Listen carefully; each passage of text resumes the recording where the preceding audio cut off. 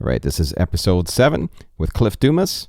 I've known Cliff for a very, very long time. A wonderful guy and very, very talented. He's been definitely in the music industry, on the broadcasting end of things for a long time. He's one of the best there is. Multi-award winner, and just a great person to hang out with. I really enjoyed this conversation. I went up to Hamilton. It's Country Music Week here in Canada, Canadian Country Music Week, and we chatted there and went to the Legends show afterwards, and that was a lot of fun. So hope you enjoy it. Here it comes.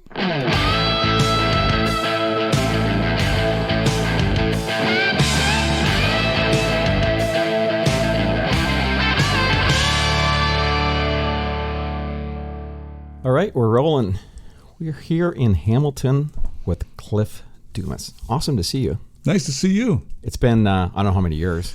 It feels too long. Yeah. Honestly, it's been. I think when you bump into people that you've known in the industry for any length of time, that you realize how much time has passed since you've actually seen each other. It's mind blowing, really. I think it's the cool thing about, especially the Canadian music industry, but music industry in general, is that you can have a relationship with someone, friends, or you work together, or you do whatever, and then 10, 15, 20, 25 years can roll by. Yeah.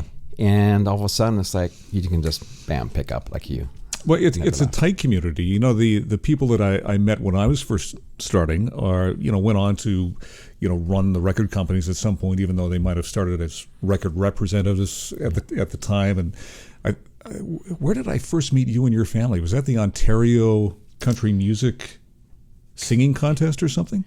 Well, could be. Like both Kim and Brad, my brother and sister, sang years ago at the Simcoe. Simcoe, that was it. Country Singing Contest. I think they rebranded the name at some point. Yeah. That was it, Simcoe. Yeah. Oh my God, I spent so many very warm weekends in that. Yeah, that arena. Yeah. That you kind of forget about that contest, but that was a really significant event. It was. Thousands of people showed up for that, camped outside. Hundreds of people participated. It was the precursor to, The Voice and the American Idols that we see on broadcast today, for sure. Yeah, I kind of miss those. I mean, it seems like the new events that happen like that, like you said, the Idols, but even in Canada, there's not a lot there for people to get out in front of people. And then all those people, that used to pack that arena. It used to be, like you said, thousands of people come out for that. And people would that would make the whole weekend, and that was a big deal. It's interesting you say that, because I think that it's a challenge for young artists today to make an impact, to gain the experience you need in front of a live audience, to really hone your craft. Because what do you do now? You sit in your room, probably by yourself, performing to Instagram or Facebook. And that's not to say that that's not valuable, because it gives you practice and you gain an audience, which the record companies actually look at now before they sign an artist. It's not just on your song and your ability. Do you have a social following? So it's a very impactful and important part of a strategy for a career now. But it's missing when you get to the point where you want to perform in front of an audience and learn what it's like to entertain beyond just singing a song, right? Yeah, because there's a lot to that. You get in front of an audience and you learn every single time. And even today, I just finished a show today, and even today you learn something, right? Like I've done thousands of shows. So, but there's something you can always learn from every single show you do, and every single one you do, you get a little better, a little better, a little better, a little better. You see, maybe someone in the audience isn't, eyes are going somewhere different. You figure, okay, I need to get that person engaged, right? And you really learn how to make every single person in the audience count. And that's hard to do when, you're sitting in front of your iPhone and doing an Instagram video. Sure it is, yeah. Because you don't know, there's no reaction there. No. There's likes, and I think there's too much pressure that the generation today, we all do. We put on ourselves, because it's that shot of adrenaline you get when you hear a bing that your post got a like, and that's not a real reaction. That could be, half of those could be fake reactions, right? How many people are just liking to make sure that you like them back, or do you know that person actually looked at it or watched it or actually really, we've all done it. You go through and it's like, oh yeah, I better like that, or I better like that. So it's a bit false in a way, but yet still important. Well, yeah, I think the reality is it's not going away. It's here to stay. We have to embrace it. You have to learn how to manage it. And I think the trick is it should not be about the likes. It should be about the content. Yeah. If you're doing great, compelling, interesting content, whatever that happens to be, you continue to do that consistently, then the audience that you're hoping to build will eventually find you, because that's just the way it works. Yeah, because I said to a friend of mine the other day, who's up for an award for Musician of the Year award. I'm not going to say who it is. And they're talking about the awards and what they mean, and they haven't got the award before. So I said, if you're good, everyone knows already. Mm-hmm. And that's really the truth. It's nice to get the award. It's nice to be nominated and all that. But if you are good, and it goes for anything, if you're on Facebook, you're on Instagram, if you're good, you're going to stand out. And people will notice whether it's the amount of likes or not the amount of likes. Mm-hmm. And you just got to make sure that you perform great every single time you do it. And it's interesting because, so many people now you watch on Facebook or Instagram, those things. And sometimes I look and say, oh, why did they post that? And then because there could be one great video, you kind of go, oh, they seem really great. I really like that. And all of a sudden, and some of them you can't control. Some of them are, here's your buddy out taking a live video of your sound check or something. You have no control over what it sounds like, what it looks like, and all that. And all of a sudden, bam, it pops up. And you don't even really know that the person was doing it. But then that's there, right? You have forever. Yeah. And you can't always, a friend of mine years ago always said, when I was recording and producing a lot, and sometimes at the end of the day, you always do a quick mix, right? And here's, oh, can I take something home? Mm-hmm. And back then, at the beginning, throw it on a cassette. It was great. So you do that. And then once I got burnt from that, because it was a long 12-hour day. You're in the studio all day. I said, can I take something home? You just throw up the faders and send it out. Right. Well, that tape got to another artist I knew, and they listened to it. And I heard later that they made a judgment of my skills from listening to that little board tape. Right. And that's the same thing. I mean, that little bit of something that got snuck out. It's like, yeah, that's just for you to listen to. It's not anything. But it's there. Mm-hmm. It's still there. You can't walk around behind everything you do and say, but. Yeah, there's no excuse. There's no buts in life for sure. Yeah. So let's go back real quick. Where did you grow up? I don't even really know where you based your beginnings from. In Ontario. I was born in Toronto. Spent most of my career here. Yeah. The real career-wise, I took graphic design at Sheridan College in Oakville, Ontario. So that was really my passion in the arts, and found radio for some reason. As a summer job, I got a job at the CBC pulling cable or something, and the older guys kind of saw that I was enthusiastic and embraced me and taught me some things, and I took that to heart and I worked on it. Yeah. But I never went to school for broadcasting. But I enjoyed being creative and being able to create imagery, theater of the mind, which was radio, and it continues to be. That's what podcasting is.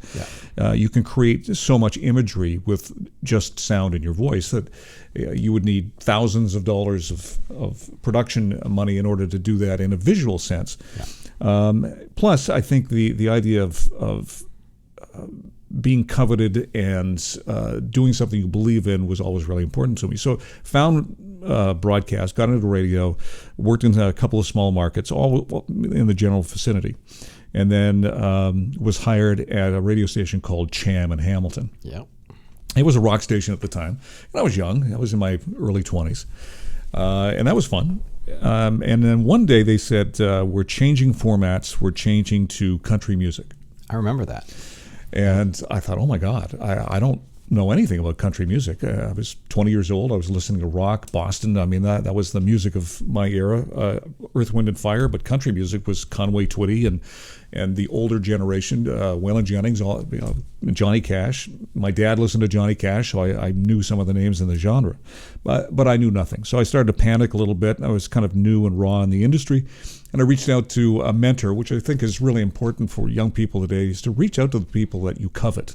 Yeah. Especially on social media. If they're worth their salt, they're there to honor what they do by sharing their knowledge with you. Yeah. Totally agree. And if they don't, they're not worth following. No. But I did that, and I reached out to a gentleman. I said, I'm not sure what I want to do here. And he said, well, let me ask you a question. Do you want to communicate, be a communicator in your life, or do you want to play the music that you've grown up with and you like? I thought about that for a minute, and I chose communicator because I thought that was the grown-up thing to do. Yeah. And I could play Boston and Earth, Wind and Fire and all the songs that I was into at the time when I got home. It was the best decision I ever made, because the moment that station turned country in a city like Hamilton that coveted the genre and really was eager to hear that kind of music, just embraced it in a way that I don't think anybody really anticipated. And the first live event, which was Dallas, a nightclub in Hamilton, was packed.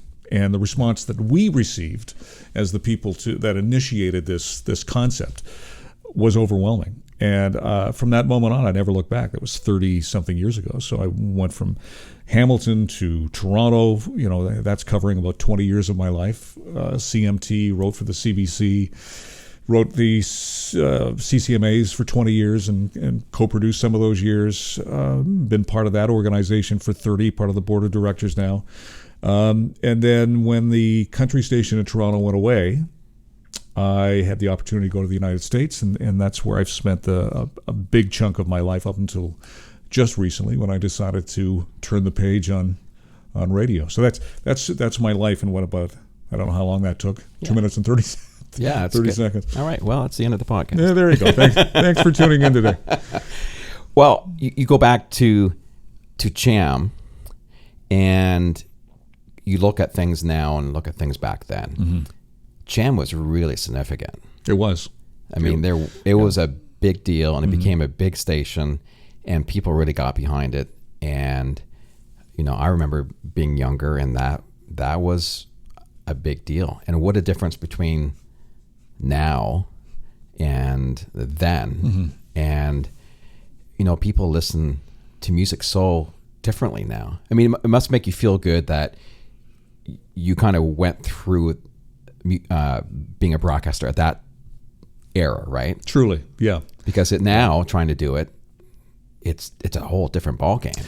It really is, and I think that I mean, it was a significant time, because it was an AM station first of all, prior to FM really taking over, but it had a massive signal. So when I joined them, it was on, I think, dial at 1280 that didn't cover a big listening area, and they won a bigger frequency, which pretty much covered the province. Yeah. So you have this massive station that you could listen to virtually anywhere in Ontario and into the United States. And we just had a remarkable group of people that bonded as a family, that were the reason that station was successful.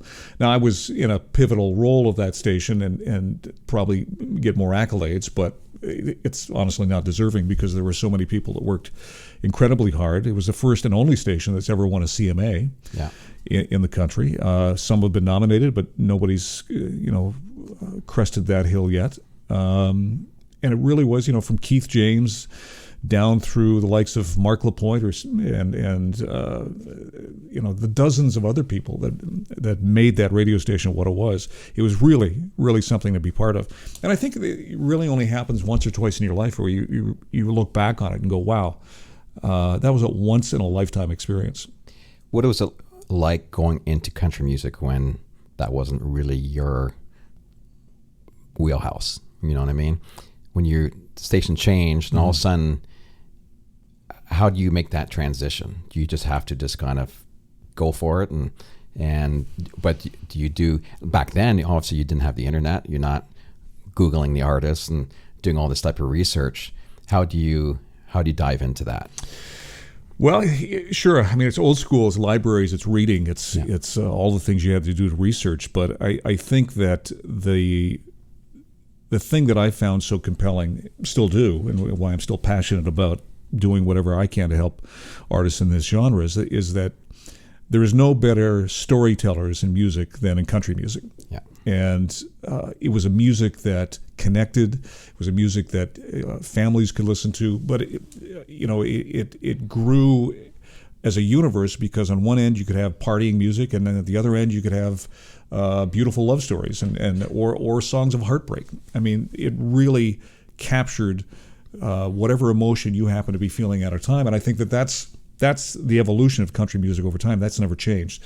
The constant has been engaging and compelling storytelling. Yeah. So that's what I think drew me to it at the time. Musically, it was different than I had been listening to, but I think that combined with the audience's reaction, and along with that, a real sense of celebrity that went along with a radio station that just doesn't happen anymore. Yeah. We did a series of joke books at the time, and all the money went to charity, and we would show up at Kohl's bookstores, and there'd be 200 or 300 people standing in line to meet us. I mean, us. What are you doing? And I look back at that now, and I'm sure I took that for granted back then, because it was just, that was the norm. Yeah. And you certainly don't see that today. No, it's way different. Yeah. Unless you're on TV. Yeah, sure. If you're a legitimate celebrity, then for sure. But you just don't think of radio that way anymore. Certainly back then we didn't. We were surprised every time we showed up at something and there was an audience there. Yeah, and you were as big as the artist back then. I remember that. I mean, it's you. Yeah, I don't know about that. I but appreciate you were. That. Thanks. You were as important as going to see an artist. And especially you'd come out, maybe introduce a concert and stuff, and there was huge reactions, right? And, it really was, and I still think about that today. Is again, I try to share that experience. There's no way to capture that and share that experience with your kids, but I certainly tell the stories of, when Dad was younger. But it was really thrilling to be part of what was happening at that time. And you're right. I mean, the reactions that we received as the announcers on that radio station, and to some extent on KISS FM in Toronto, but not the same, was truly something that I'll always remember for sure.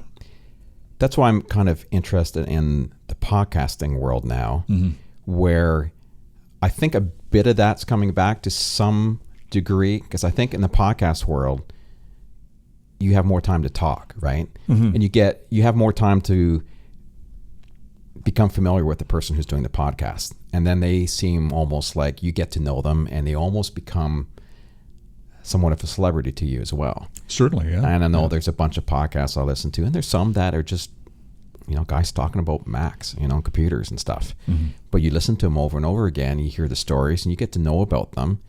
And there's a few out there that I'd really like to meet that guy, you know? And there's very few music artists I feel that way. You work in the music industry, and it's always neat to meet someone that you're interested in or you like their music. But for me, some of these podcast hosts, like, I'd be more interested in meeting this guy from Seattle who does a podcast about Mac computers than some of the country artists that I know. It's interesting. Well, I have a theory about that, and I think you've probably identified one of the reasons why personalities in radio were so important, and should be, and continue to be to some extent, but corporate radio has kind of muted that. Yeah. Because it's all about the numbers. They want to play the music. Let's face it, if a personality gets big, they have to pay them appropriately to hang on to them. That cuts into their bottom line.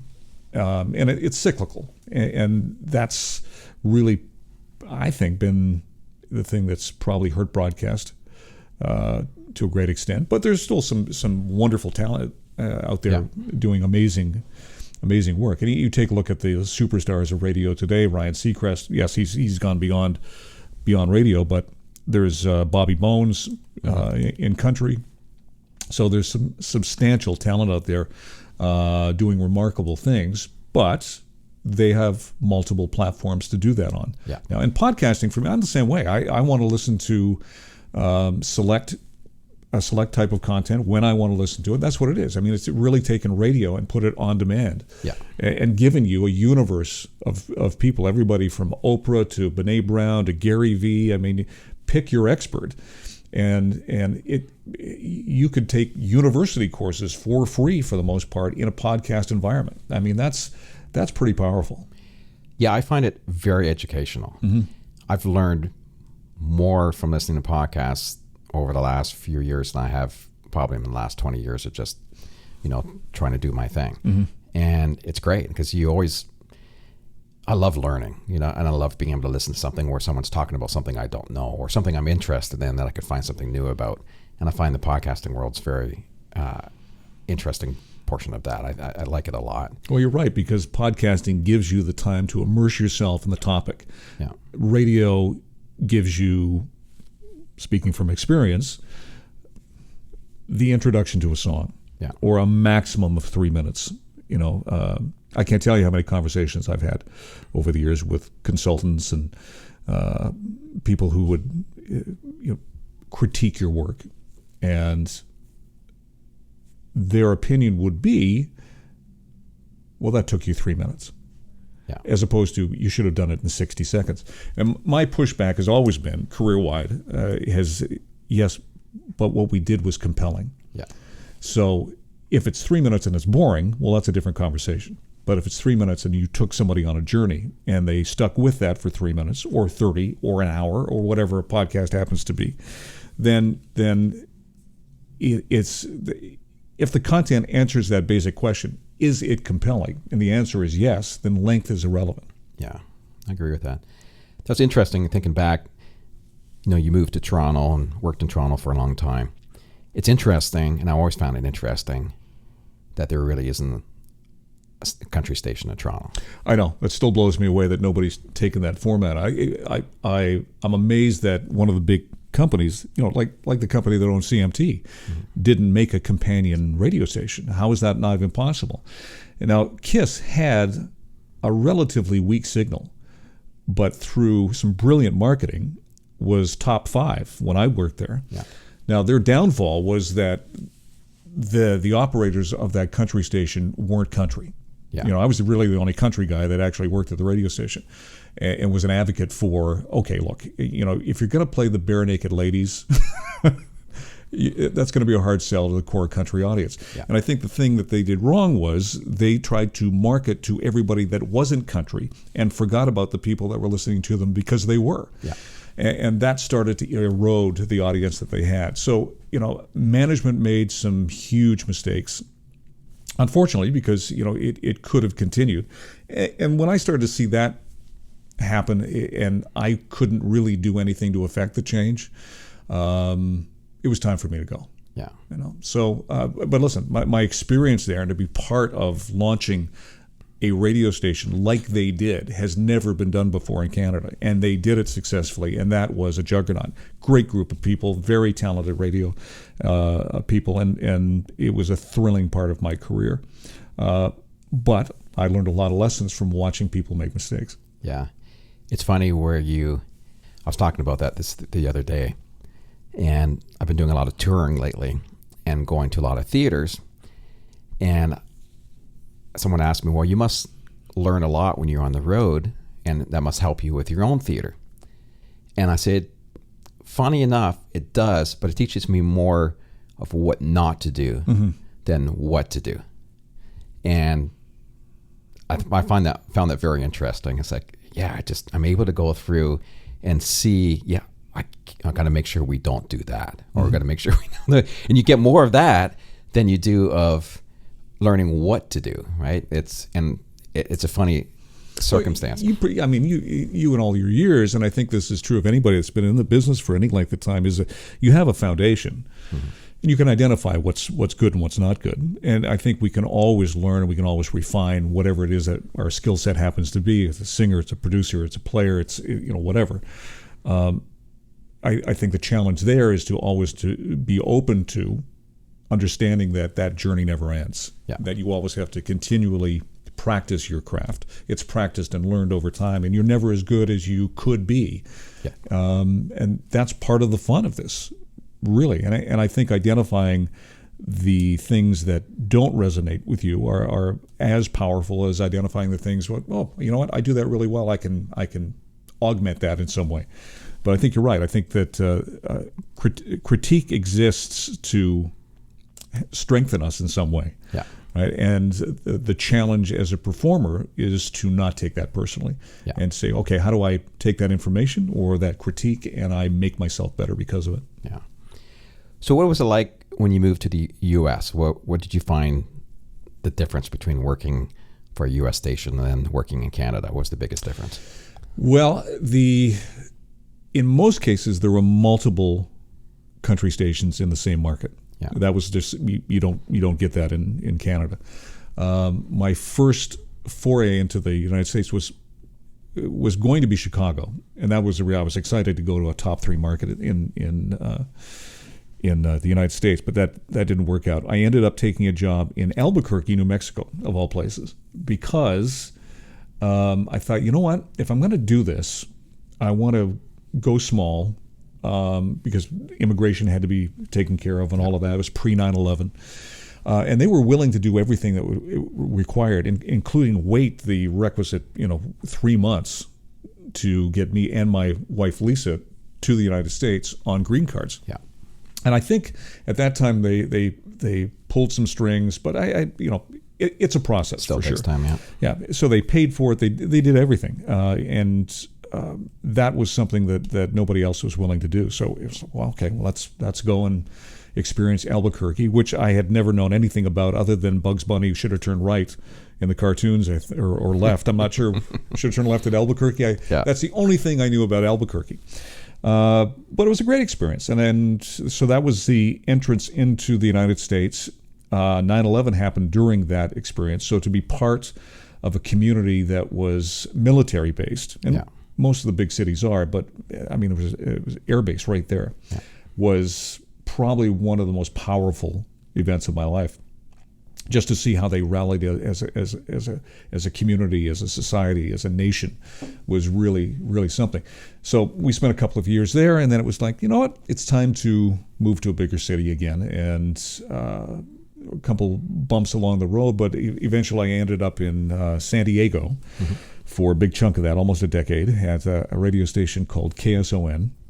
And that was a wonderful experience, great people. I like to say it was very Canadian. They were very accepting of the fact that I was Canadian. In fact, I think by population, LA would be Canada's second biggest province or something. It's some phenomenal number, right? Yeah. So there's a lot of Canadians there. It was a very cool community, and weather was fantastic. It was a great country town. So yes, we spent a better part of almost a decade in California. We became citizens, so I'm dual citizen, and my youngest daughter was born there, so we made her Canadian as well. Yeah.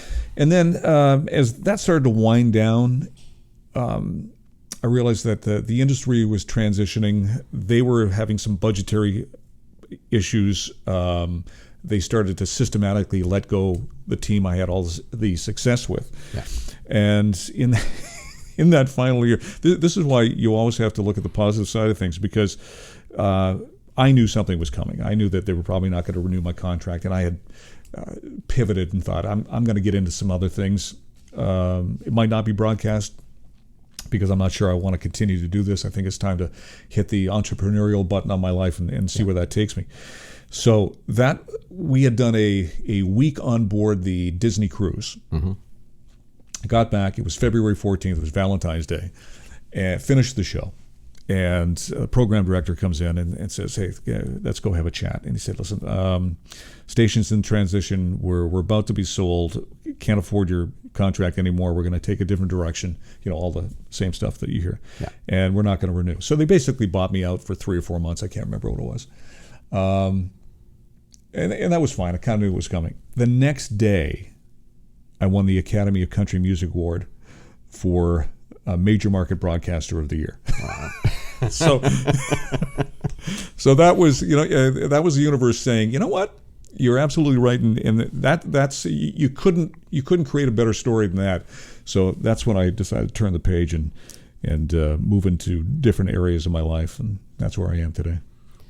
So, what are your adventures now? Maybe tell the audience here on what you're up to. And I know I follow Claim to Fame, and tell me what you're excited about now. Well, when I got out of radio, I joined an old radio buddy that anybody that lives in the Toronto area and is around my age, which I won't say out loud, remembers Toronto Rock, a show by the name of Jesse and Gene. Mm-hmm. Jesse Dillon was the rock guy at Q107 when I was the country guy at Kiss FM. So we've known each other for 25 years. And he was doing this company, it was his company in Vancouver, and somehow we connected again. In fact, my wife found a book that he wrote in this old bookstore in the Okanagan when we were visiting family, and said, "Don't you know this guy?" I said, "Oh my God, I do." And I found a contact phone number in the back of the book, and I called him up, and we connected again. And he said, "Listen, I'm doing this thing in Vancouver. It's a digital marketing company. What are you doing?" I said, "Well, I just finished the gig. I'm consulting, and I'm working with broadcasters, teaching them, and some artists, teaching them media training, and I'm just kind of digging life right now." He said, "Why don't you come up here and see what I'm doing and see if this works?" And I did, and I decided to do that, and I joined him, and we've been in that project for 5 years, and it's a digital technology company. And any description of it other than that would bore you to tears, so I won't get in there. But we took it public on the TSX.V in January of this year. Yeah. So the entrepreneurial thing, although it's terrifying and scary all at the same time, it's thrilling and has turned out to be one of the best things I ever did. So that's my main source of revenue and income now, and supports my family, and we're having a great time doing that. And that's been very successful. A passion project of mine, which you mentioned, is a music platform built for emerging artists called Claim to Fame. So this has been in development for a number of years. We launched it about a year and a half ago with a big contest, gave away a nice chunk of money and some training with two good friends of mine who I got to meet while I was in California, Michael Orland and Pisha McVie. Yeah. So those names would resonate with you if you've been following American Idol, because they're the vocal coach and one of the music producers. So they agreed to basically be the grand prize. We flew a couple of artists down, one from Toronto, one from the U.S., and they had the experience of a lifetime. So that's kind of incubated and sitting there, and I'm hoping to get some sponsorship revenue dollars in there, and we can do another contest and create a platform that maybe a brand would like to embrace and use as one of their marketing tools. And other than that, sitting here chatting to you and catching up and being here at Country Music Week, which is a big part of my life because I'm on the board, and I want to continue to do that. And I think just from a pay it forward standpoint, I love helping and supporting and elevating the lives of artists any way I can. Claim to Fame obviously is one of them, but anytime I can add some advice or give some guidance, I'm happy to do that. So where do you feel the country music industry now sits, especially in Canada? Things change all the time. You feeling very positive about it, or does it change to the good, or what are your thoughts on where it's sitting right now? Well, it's funny. I feel like I've had this conversation every decade at some point, because I've spent most of my life describing country music to people who are country fans, trying to tear down the stereotypes. Yeah. But also support the fact that there's a foundation there that you can't deny. That is the reason country is what it is. So to your question, I think that country's in a great place right now. It ebbs and flows between, for some, too popish, and then you get into the bro country and whatever else happens to be the flavor of the day. I think it doesn't really matter. The point kind of comes and goes. It comes and goes. And what's resonating with the audience today. And that's, I think, really all that matters. So what I've seen as part of this organization for the last year as part of the board of directors is the fact that there are so many things changing beyond just the artistry. It's the delivery mechanism. It's broadcast television. It's, how do you reach your audience? It's fractured because too many people now just aren't watching television anymore. They're turning to their screens on their phone. There's a generation that hasn't watched cable television. They're getting their content from their phones and their iPads or whatever device they happen to be on. They're on the internet watching stuff. So, or they're getting the clips the next day of the highlights. Exactly. We're living in bites. Yeah. So I think that the challenge for every industry, countries, one of them is that you've got to find ways to distribute and reach that audience wherever they happen to be. And I think that's the difference. Before, in my era, we had to sit down at 8 o'clock on Thursday night to watch Friends. Yeah. And if we missed it, you had to wait for the repeat. Now you have your DVRs, but now you can watch it anytime you want. There's Netflix. So society is now at a point where I want the content I want when I want it, as opposed to making me wait for it in any form. That's why we have binge watching. Entire seasons are released at the same time. I'm not sure I really give you an answer on this because I don't know that there is an answer. I think what I've seen from an artist standpoint, I'm thrilled with because I'll follow Instagram artists constantly, and I'm going, wow, there's some amazing talent out there. It's nice to see some of the established Canadian country music artists being able to go out and support big tours, which you haven't seen that for years. Yeah.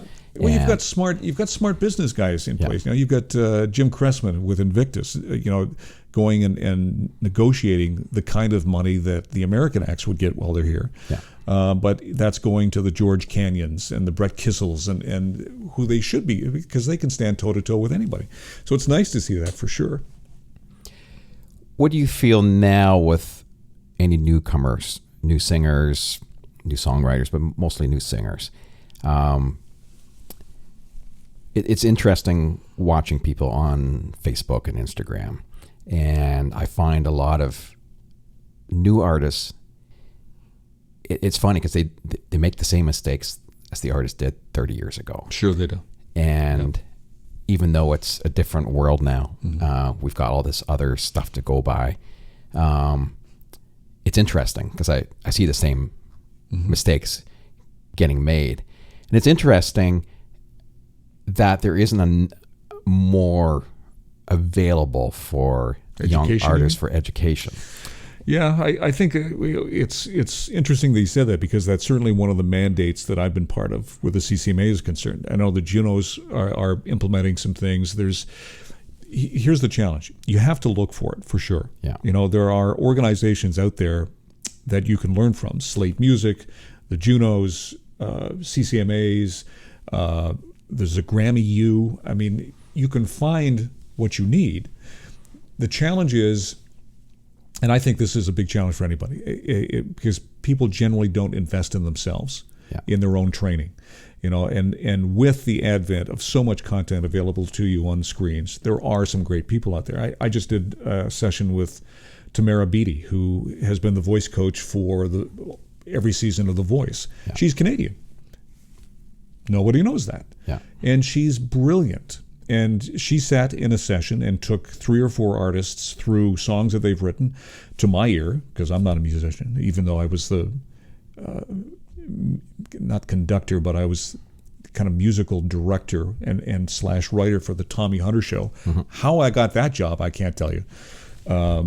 But here she is listening to these young artists try to navigate through, songs they're struggling with, hooks that could be strengthened in some way. And she literally, in 5, 10, 15 minutes, transformed these artists' music in a way that was tangible to the audience. We're going, oh my God, that song has just been elevated, 3, 4 times from what it was, and it was pretty good at the time.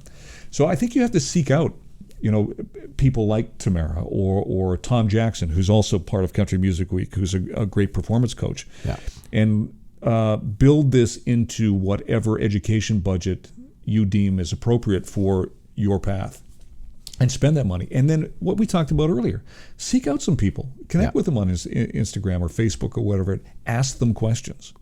Yeah, I think that's important.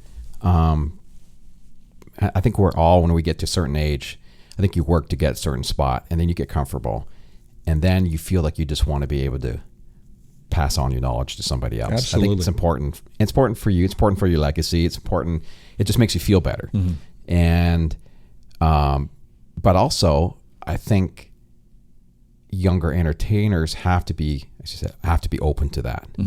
And they can't always believe that, okay, they're older, they don't know. I'm younger, I know what's going on now. There's a lot of experience and a lot of years that make what we all do important and really something that a young artist should really grab a hold of. And I don't see enough of that. I don't see enough people asking and coming up and say, can I have 10 minutes of your time and ask you a few questions? It's great advice. I mean, take the time to go to an event like the CCMAs. Take the time to go to the events that are part of what happens at the Junos. And nobody does it better than the CMAs, and there's two events that they do. Yes, you've got the big event for their award show, but then you have CRS, the country radio seminar that's done at a different time of year, where you've got every A-list and B-list act you can possibly imagine, and every record producer, record rep, radio connected person are all there to learn. The seminar series are fantastic. Yes, it's going to cost you something to go there, but again, you're investing in your career. And I think the challenge is with a lot of young artists is it's all about the song for sure, but if you're going to stand and entertain, and this is part of what I got into after I finished with radio, is working with young artists to give them some media training, because just like broadcasters, it's not enough to just turn on the microphone and talk. Yeah. You have to construct a story that's going to engage your audience and keep them listening. So as much as it's, the number one thing is you have to have songs that connect, and you have to work on your songwriting and your performance. What are you going to say between the songs? Yeah, it's very important. You have to entertain. You have to entertain. You have to think about, okay, you just wrote a powerful song about a love gone wrong. Well, your introduction to that could be as compelling almost as the song, or at least capture the attention of somebody who maybe was going to start talking to somebody at the moment, or you've missed an opportunity to turn them into a fan if you haven't taken that moment and not wasted it by just simply, here's another song that goes something like this. Yeah. You got to think about the things that you say. That's a bit of training that's hard to get, and should be more readily available too. But a lot of that's practice too. But that, there's a lot that still can be scripted out. I mean, you can script it and be able to deliver without making it sound like it's scripted. You have to be able to know what to say or have an idea.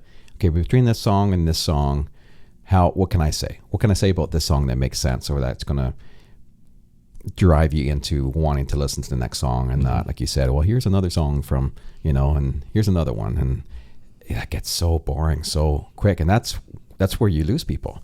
It's that in-between stuff. And I want to go back to, you mentioned Tommy Hunter, the old school guys, they knew they could sit there, and Tommy, could talk for 10 hours in between songs. Sure. And then that audience would be engaged in every single thing he'd say. But that's old school. And that's nowadays, it's so you finish the song, drummer hits the loop button, and the track's starting, and away you go again. And there's so much of that. I find so many concerts I go to now, it just feels like, oh gosh, I didn't feel like I connected with that artist at all. I enjoyed it. I love this. I love the music. They sang great. I didn't feel like I connected to them. And I feel that's an art that's going out the window a little bit. Yeah, I would agree with you. And I think that's the challenge, right? Everybody has a different experience or a different expectation when you see an artist, what you want that performance to be. And from a performance standpoint, what works for me in concert when I'm going to perform. And I think the thing that is probably the one takeaway would be you've got to build to moments. And those moments can be articulated verbally or in your music, but that's the whole point of creating something that's entertaining over the course of time. So if your set's 30 minutes or 40 minutes, and trust me, I'm not the expert in crafting a set, and that's something I would encourage anybody to look up Tom Jackson, because he is the one guy that's teaching this and doing it at a very high level. But he advocates building to moments within songs, building to moments within sets, and how you get there is taking your audience on a journey. And you're right, that all takes time, and it takes years of experience, it takes years of practice. But finding people that can teach this is part of the thing that you have to spend some time researching for sure. So who are you excited about in new artists? And anyone that's in your wheelhouse that you're excited about that's upcoming? I know there's someone you posted the other day on Instagram. I'm trying to remember their name. Two sisters. Oh, yeah, and their friend, they're like 18. Yes. I'm trying to remember their name. Yes. I saw that and I clicked on it and I listened to them and I was like, holy I know. crap, were they good. It's funny, that's really my Instagram feed, which kind of works in companion with what we do with the Claim to Fame Instagram feed, because we're looking for artists and saying, okay, well, we have a big following, let's help promote you. And we just do that because it's fun for us and we keep the brand alive. But for me personally, it's something I just enjoy. So discovering artists that are what I think are doing the right thing on Instagram and posting actual content and singing and not just images is part of the fun for me. Yes, I'll put some personal stuff up there, but that's not what I use social media for.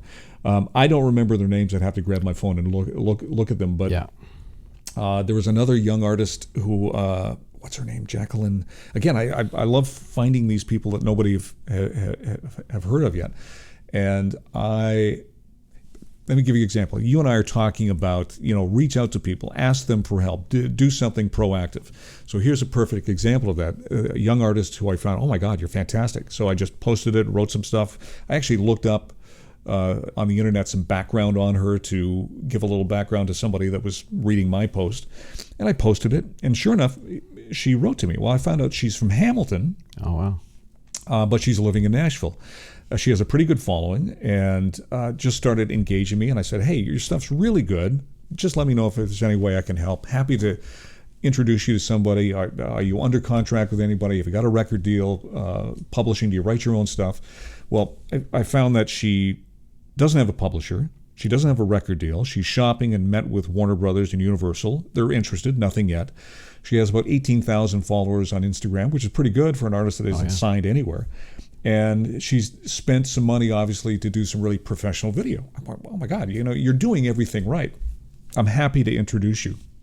And earlier today, I had a conversation with Gilles Godard, who's the president of Olay Publishing, lives in Nashville, great Canadian artist, but in the United States, and is now, he was an artist and songwriter, and now he's a music executive. And I said, dude, listen, because I shoot him stuff from time to time. I say, you've got to look at these people. I found this young woman who is local. I think she's terrific. Can I pass your contact information along and see where it goes? He said, absolutely. So when you and I are done, actually, I'm sharing her contact information. And wouldn't that be a great story to see where that went? But that's a perfect example of happenstance where, I saw something I liked. Yes, I reposted it. But she reached out to me and said, hey, really appreciate that. Who are you? What do you do? She looked at my bio, saw that I was legit and had some history in music. And, and I authentically do want to help. And that was the case. I'm happy to do that for anybody that wants to shoot me this stuff. It's exciting. It is exciting. Yeah. The Jess Moskaloots and the people who are relevant today and on the radio, I think are exciting. I think they're doing cool things and celebrate Paul Brandt, who continues to be relevant by touring with these young artists. And every bit the star that he was back in the days of I Do, and a good friend of mine, so I love the fact that he's reinvented himself and he's decided to go back on the road again and really attack a music career. And he took kind of a pause there for a while.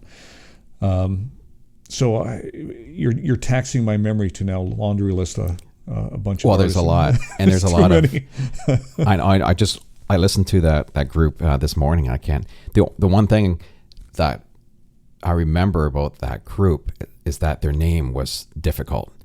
And I can't remember it right now. That's the thing. Yeah. It's just like, it was a cool name. And I sat there and said, how do you pronounce that? And how do you say that? And right away it's like, mistake number one. You got to be able to have something that you remember, or everyone's going to have to be able to pronounce. Not there's maybe 3 different ways you can say this. Well, I still don't know if it's Ariana or Grande. It's like, I think I'm ordering a coffee. So, I agree with you. I think that there's, the conversation around branding and being memorable is certainly a valid and powerful one. And I think at the end of the day, listen, if your music is resonating, if you're connecting with your music and it's all about the song, then you are memorable. And you can work around names and figuring out that stuff, I guess, later on. Yeah, and eventually, like you said, if you're good and you cut through, people will. You're going to remember it at some point. Yeah, sure. Yeah, it's exciting. I love, keeping my feet wet in the industry, and obviously for me, for what I do now, it's different than what I did 20 years ago. Sure. I was, way more immersed in the country music touring scene and all that, but I still love it, still follow it, and still have a lot of friends in it. And it's neat to see that it's still really vibrant, and Country Music Week's here, and it's in Hamilton, and I have a lot of memories in Hamilton, especially Country Music Week. Yeah. And, it's a lot of fun. I played with Shania Twain on the Country Music Awards here before she started touring, and I had a podcast with Corey Churko a few podcasts ago, and that's guitarist from Vancouver who's now been performing with Shania for years. He's a band leader, and he's a fellow Canadian. It's like it's pretty neat. Yeah. And you look at really how well the Canadian artists have done, and for our size of our population, and the challenge of being an artist in Canada, and being able to make a living doing it, because it's tough. I mean, touring in Canada is really difficult, and once you tour Canada, once you've done it, where else are you going to go? I mean, you can't. You're in the U.S. You just go to the next state, or you go. There's 100 times more, probably 1,000 times more places to play. But it's exciting to see a lot of Canadians doing well. I follow Lindsay L a lot on Instagram. And Lindsay, of course, yeah, fantastic. Yeah, well, I'll tell you what's interesting about what you just said, though, is that we're always looking for the positive spin when it comes to supporting country music. Yeah, we have my entire life, but numbers don't lie, and the streaming numbers for country music in this country are outpacing every other genre almost 2-1. Wow. And that's from the Nelson organization, and we still have 4 months to go in the year. Yeah. Right. So, I think that's a very powerful statistic that supports the fact that not only is this music being embraced by more and more people, but they're gravitating to the new technology or the new platforms that make this music available to the fans. That has to speak to the ability to make money from those opportunities beyond the traditional, okay, we've got to hit the road, we've got to sell merch, and we've got to sell CDs from the stage. There's opportunities and verticals to get your content out, regardless of the platform, whether it's Instagram, Facebook, Twitter, Snapchat, YouTube. Before you had one choice, you had radio, and maybe you had television if you got to a certain point in your career. Now, I've got 6 places. Okay, well, that's add the streaming services, Spotify, Pandora, Apple Music. Name all of those. Now, as an artist, there's 10 verticals of distribution points for my music, all of which, depending on what happens, can be a revenue stream for me. And to me, that would be an exciting place to be as I'm looking at a career ahead of me. How do I make money with my music? Oh, okay. Well, if I do all this right, and I've got to learn how to do this correctly and put the right people around me and ask the right questions, then I should be successful at this. Yeah, because you think 20 years ago, getting that record deal was your only choice. And getting a Nashville record deal of which they owned you. Yes. And you never made any money from it. Yeah. And that old paradigm is changing, thank God. Right? Yeah. And now, I mean, the options are really endless. It's pretty exciting for a new artist. They probably don't understand how difficult it was 20 years ago to get on the radio. I mean, it still is, but you didn't have all those extra bumps, right? You didn't have 18,000 people on Instagram following you to give you that bump, right? And it's exciting. I think it's great, and it's giving a little bit more power back to the artist, and that's important. I think it's, you see so many times, and you hear all the stories from years ago. We can probably name off a dozen Canadian acts that got American deals, and it went nowhere, and they got shelved or they got held up, and they got all those things, and you think you get that big American deal, and it works for some people, but then it's a tough grind. Well, I don't think nobody has the roadmap. No, there is no roadmap. You become a star because something goes viral on YouTube. Who knows? Something blows up on Instagram. Yeah, you are lucky enough to get a radio hit. But as an artist, I can record my content, I can publish my content, and all I really need to spend is whatever it took for me to produce that track. Yeah. I don't need a record deal. I don't need a record company. I don't need a distribution deal. I don't need a publisher. I can record that on my device and publish that to YouTube right now for free, or to Apple Music or iTunes or whatever it happens to be. I mean, that's really putting the power back in the artist's hands, where it should be, frankly. You know? And there's, we're not in my home province, so I don't have access to this amazing book from a lawyer who has navigated this space on the other side for artists, and tells the horror stories and nightmares that you have to avoid if you ever get to the point where you want to sign a deal with a record company. And he does that by framing up the fact that here's how the industry used to work. And when you read that and realize what generations of artists of every level had to go through and to sign and to sacrifice for financially when the companies made all the money, it's frightening. Yeah, it really is. Yeah. Well, I know we both want to get over to the Legends show tonight. Yes. Can't wait. That should be a good one. Mm-hmm. And I appreciate your time. Pleasure. It's been a lot of fun catching up again. I really respect you and what you've done in the industry and is still doing in the industry. You think of, I want to say, radio personalities in Canada, and, your name shoots right to the top. Oh, well, thank you. And you've done a lot for the industry and still are, and I think everyone who'd be listening would be really appreciative of that. And hopefully again we can meet up and continue some conversation. Anytime. You made this extremely easy, so yeah, I'd love to be back anytime. Yeah. All right, everybody. Make sure. What's the best way to touch base with you, Cliff, if anyone wants to reach out to you? Sure. Well, you could see some of the artists that I'm following that I couldn't remember right now because they're all brand new, but people I really enjoy. Instagram's at Cliff Dumas, first and last name. Website cliffdumas.com. All my contact information is up there. Emails cliffdumas@gmail.com. Yeah. So I'm pretty transparent, easy to get a hold of if you need to. Super. Awesome. Thanks again, and we'll catch you next time. Thank you. Thanks.